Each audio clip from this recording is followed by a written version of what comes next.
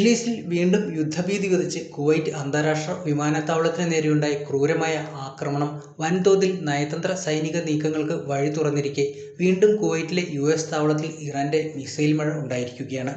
നിരവധി പേർ കൊല്ലപ്പെട്ടതായും വാർത്തകൾ പുറത്തുവരുന്നുണ്ട്. ഇതോടെ ബാക്കിയുള്ള സൈനികർ താവളം ഉപേക്ഷിച്ച് മടങ്ങുകയാണെന്നാണ് വിവരം. മേഖലയിൽ നിലനിൽക്കുന്ന അതീവ സങ്കീർണമായ സമാധാന ശ്രമങ്ങൾക്ക് കനത്ത പ്രഹരമേൽപ്പിച്ചുകൊണ്ടാണ് ഈ ദുരന്തം സംഭവിച്ചിരിക്കുന്നത്.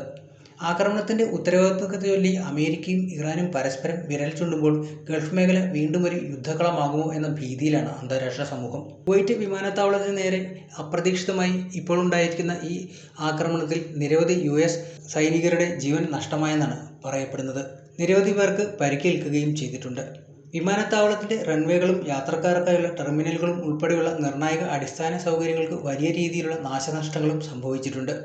നിമിഷങ്ങൾക്കകം മിഡിൽ ഈസ്റ്റിലെ സമാധാനാന്തരീക്ഷം തകിടം മറിക്കാൻ ഈ ഒരു ഒറ്റ സംഭവത്തിന് കഴിഞ്ഞുവെന്നാണ് പറയപ്പെടുന്നത്. ആക്രമണം നടന്നയുടൻ തന്നെ ഇതിന്റെ യഥാർത്ഥ കാരണത്തെ ചൊല്ലി വിരുദ്ധമായ വാദങ്ങളുമായി ഇറാനും അമേരിക്കയും നേരത്തെ രംഗത്തെത്തിയിരുന്നു. തങ്ങൾ കുവൈറ്റിനെ ലക്ഷ്യമിട്ടിട്ടില്ലെന്നും മറിച്ച് വിമാനത്താവളത്തിന്റെ സംരക്ഷണത്തിനായി അമേരിക്ക സ്ഥാപിച്ചിരുന്ന പേട്രിയറ്റ് വ്യോമ പ്രതിരോധ സംവിധാനത്തിലുണ്ടായ ഗുരുതരമായ സാങ്കേതിക തകരാറാണ് ദുരന്തത്തിന് കാരണമായതെന്നുമാണ് ഇറാന്റെ ഔദ്യോഗിക വിശദീകരണം കഴിഞ്ഞ ആക്രമണത്തിൽ വന്നത്.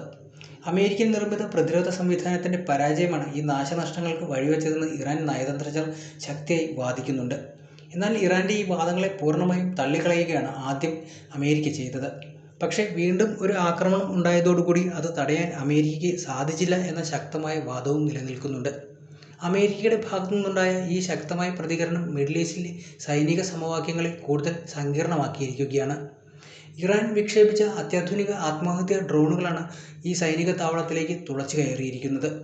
ഇതിന്റെ ഉപഗ്രഹ ദൃശ്യങ്ങളും സാങ്കേതിക വിവരങ്ങളും തങ്ങളുടെ പക്കലുണ്ടെന്ന് അമേരിക്ക അവകാശപ്പെടുന്നുണ്ട്. പുതിയ ആക്രമണത്തോടുകൂടി സൈനികരെ എങ്ങോട്ടാണ് മാറ്റിയിരിക്കുന്നത് എന്നുള്ളത് വ്യക്തമല്ല. ഒരു സംഘം സൈനികർ ഇസ്രായേലിലേക്ക് മടങ്ങിപ്പോയതായും വാർത്തകൾ പുറത്തുവരുന്നുണ്ട്.